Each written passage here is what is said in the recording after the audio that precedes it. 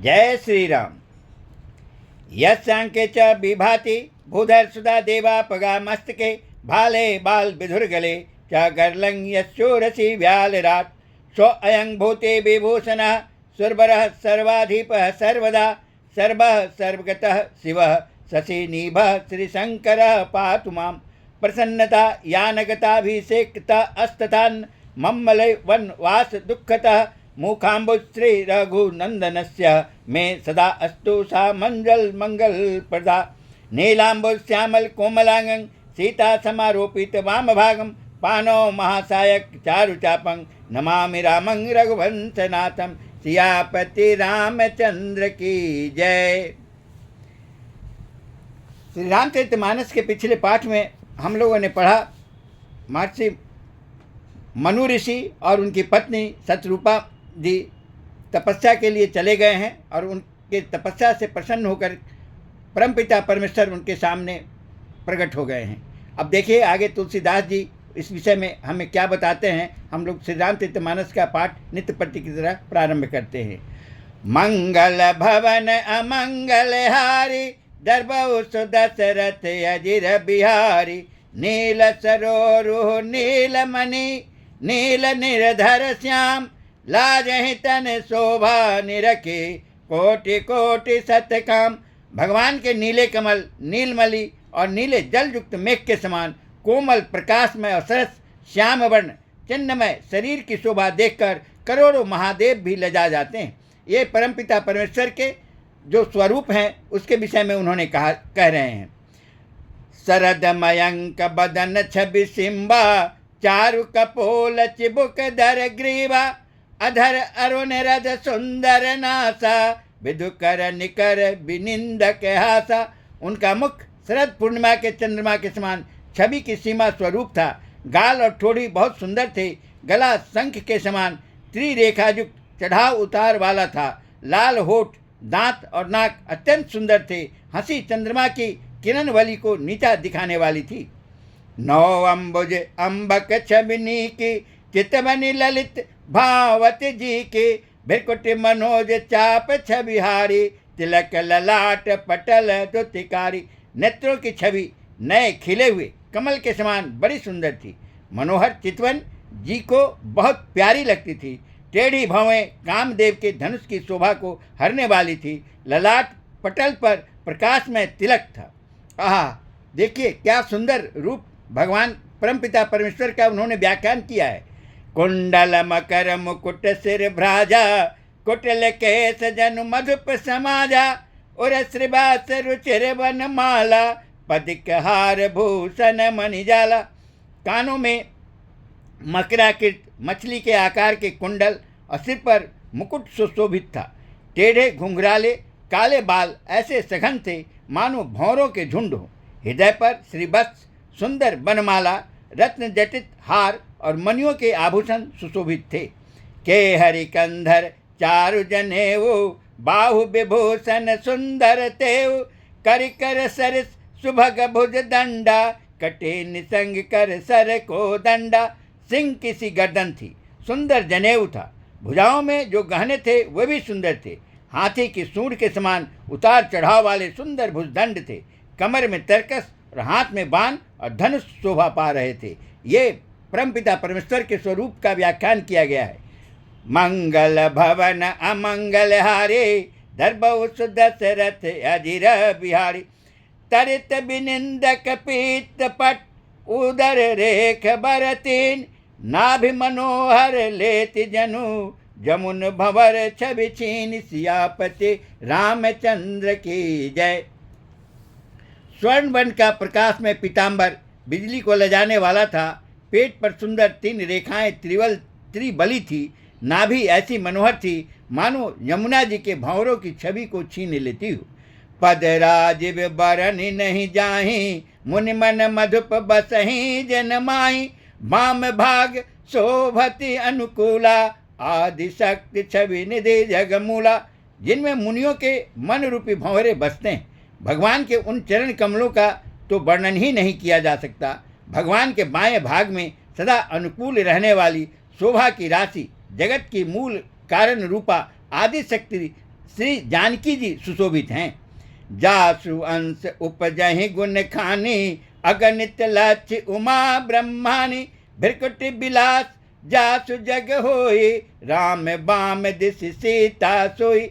जिनके अंश से गुणों के खान अगणित लक्ष्मी, पार्वती और ब्रह्मानी त्रिदेवों की शक्तियाँ उत्पन्न होती हैं तथा जिनकी भौं के इशारे से ही जगत की रचना हो जाती है, वही भगवान की स्वरूपा शक्ति श्री सीता जी श्री रामचंद्र जी की बाईं ओर स्थित हैं। छवि समुद्र हरि रूप बिलोकी, एक टक रहे नयन पट रोकी, चित बहि सादर रूप अनूपा, तृप्ति न मानहि मनु सतरूपा। शोभा के समुद्र श्री हरि के रूप को देखकर मनु सतरूपा नेत्रों के पल के रोके हुए एक टक स्तब्ध रह गए। उस अनुपम रूप को वे आदर सहित देख रहे थे और देखते देखते अगाते ही न थे। क्यों नहीं हो? भगवान परमपिता परमेश्वर जिसके सामने स्वयं खड़े हों, कोई भी देख करके मोहित तो होगा ही।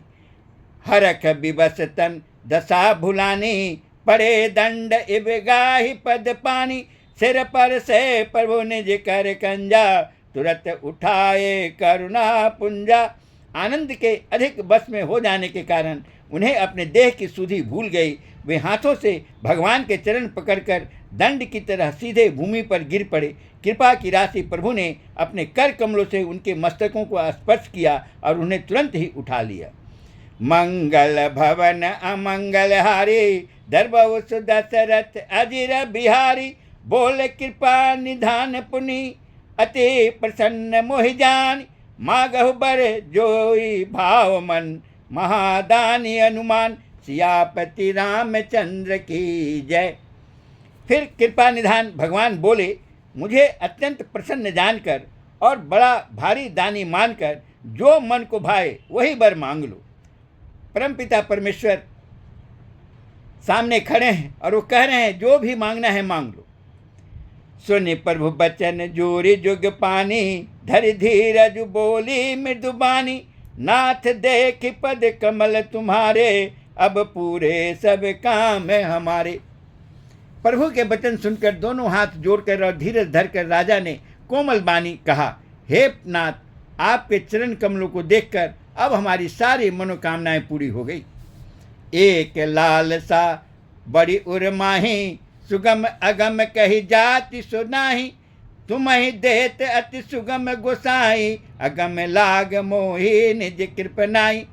फिर भी मन में एक बड़ी लालसा है, उसका पूरा होना सहज भी है और अत्यंत कठिन भी, इसी से उसे कहते नहीं बनता। हे स्वामी, आपके लिए तो उसका पूरा करना बहुत सहज है, पर मुझे अपनी कृपणता दीनता के कारण वह अत्यंत कठिन मालूम होता है।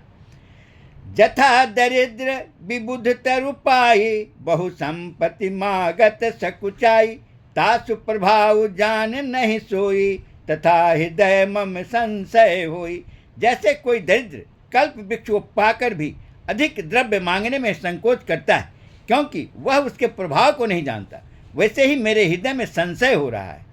सो तुम जानहु अंतर जामे, पुर बहु मोर मनोरथ स्वामी, सकुच बियाहि मागु नृप मोहि, मोरे नहीं अदय कछु तोहि। हे स्वामी, आप अंतर्जामी हैं, इसलिए उसे जानते ही हैं, मेरा वह मनोरथ पूरा कीजिए। भगवान ने कहा, हे राजन, संकोच छोड़कर मुझसे मांगो, तुम्हें न दे सकूं ऐसा मेरे पास कुछ भी नहीं है।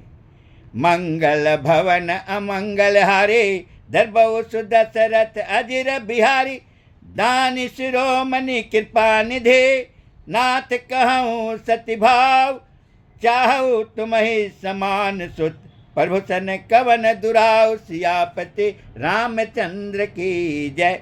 राजा ने कहा, हे दानियों के शिरोमणि, हे कृपा निधान, हे नाथ, मैं अपने मन का सच्चा भाव कहता हूँ कि मैं आपके समान पुत्र चाहता हूँ।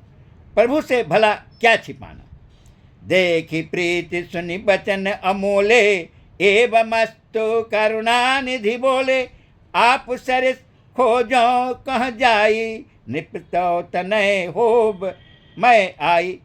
राजा की प्रीति देखकर और उनके अमूल्य वचन सुनकर करुणा निधान भगवान बोले, ऐसा ही हो।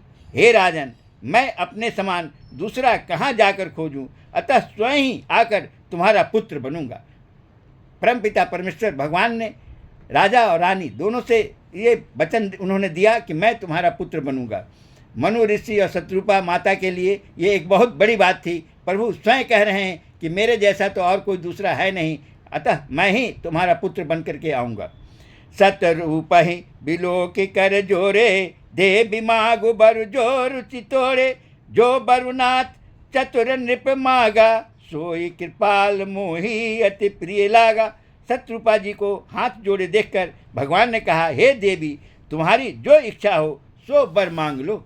शत्रुपा ने कहा, हे नाथ, चतुर राजा ने जो वर मांगा, हे कृपालु, वह मुझे बहुत ही प्रिय लगा। प्रभु तुरंत सूठी होती ढिठाई, यद्यपि भगत हित तुम्हें सुहाई। तुम ब्रह्मादि जनक जग स्वामी, ब्रह्म सकल उर अंतर जामी। परंतु हे प्रभु, बहुत ढिठाई हो रही है। यद्यपि हे भक्तों का हित करने वाले, वह ढिठाई भी आपको अच्छी ही लगती है। आप ब्रह्मा आदि के भी पिता, उत्पन्न करने वाले, जगत के स्वामी और सबके हृदय के भीतर की जानने वाले ब्रह्म हैं।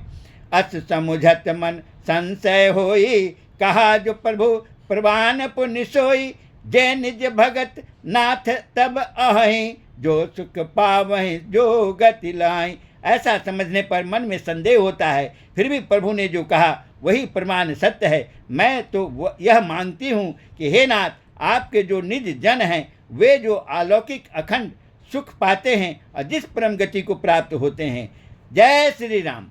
आज का हमारा प्रसंग यहीं तक रहेगा और कल अब इसके आगे देखते हैं कि भगवान कैसे प्रकट होते हैं उनके पुत्र के रूप में। अब और गोस्वामी तुलसीदास जी श्री रामचरितमानस में आगे हमें कैसे बताते हैं। जय श्री राम।